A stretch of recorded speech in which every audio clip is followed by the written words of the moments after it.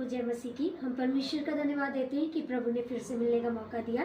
तो आइए हम वचन में जाने से पहले परमेश्वर का धन्यवाद देंगे।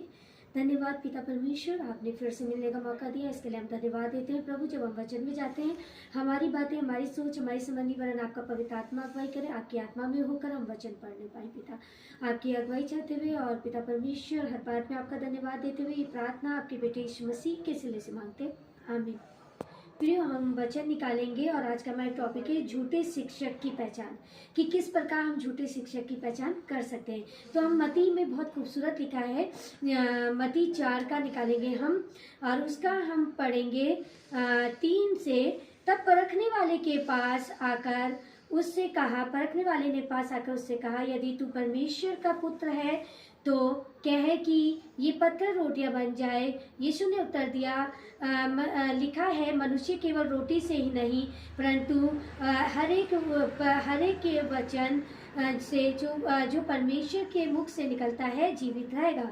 तब इब्लिस ने उसे पवित्र नगर के में ले गया और मंदिर के कंगवारे में खड़ा किया और उससे कहा, यदि तू परमेश्वर का पुत्र है तो अपने आप को नीचे गिरा दे, क्योंकि लिखा है कि वह तेरे विषय में अपने स्वर्गदूतों को आज्ञा देगा और वह तुझे हाथों हाथ उठा लेंगे, कहीं ऐसा ना हो कि तेरे पांव पर ठेस लगे। यीशु ने उससे कहा, यह भी लिखा है कि तू अपने प्रभु अपने परमेश्वर की परीक्षा ना लेना। फिर इब्लिस उसे एक बहुत ऊंचे पहाड़ पर ले गया और उस सारे जगत का राज्य, उसका वैभव और दिखाकर उससे कहा, यदि तू गिर कर मुझे प्रणाम करे तो मैं यह सब तुझे दे दूंगा। यीशु ने उससे कहा, शैतान दूर हो जा, क्योंकि लिखा है तो प्रभु अपने परमेश्वर को प्रणाम कर, केवल उसी की उपासना कर। प्रभु इन वचनों के पढ़े और सुने जाने में आशीष दे, आमीन।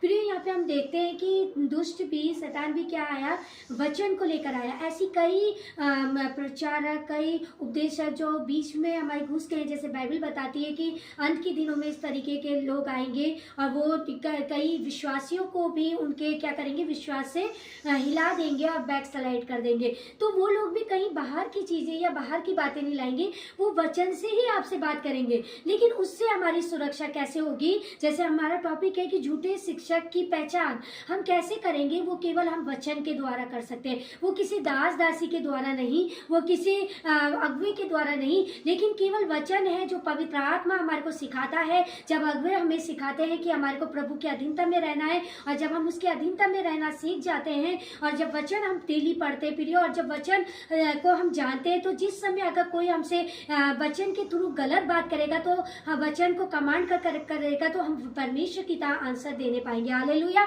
और तब जब हम वचन को जानते होंगे, इसलिए जरूरी है कि हमारे पास वचन का ज्ञान होना, वचन का प्रकाशन होना बहुत जरूरी है। वचन कहता है, मैं तुम पे प्रकाशन का आत्मा उंडेलूंगा, और उस प्रकाशन के आत्मा से भरना जरूरी है। उसके लिए नित्य जरूरी है कि हम इसे बाइबल को अपने निर्मित समय पर परमेश्वर को समय देकर हम बाइबल को पढ़ें, उसको हम कहते कैरी करें अपने साथ, और हम चिंतन मनन कर अपने क्या कहते हैं, जब हम वचन को पढ़ते हैं तो प्रियो वो वचन क्या करता है, हमारी एक ढाल का काम करता है। आज हम जब ऐसे संसार में जी रहे हैं जहाँ बहुत से ऐसे झूठे प्रचारक, झूठे शिक्षक खड़े हो गए, तो उनकी पहचान के लिए जरूरी है कि हम अपना हथियार बाइबल को अपने साथ लेकर रखें, ताकि हम लोग उनके कार्यों को, उनकी बातों को पहचान सके। वो पहचान केवल हमें पवित्र आत्मा करा सकता है, और वो तब होगा जब हम वचन से भरे हुए होंगे। और आज हमें वचन से भरा होना बहुत जरूरी है। और आज का वचन हमारा यही है। आपने देखा कि परमेश्वर ने किस प्रकार से उसे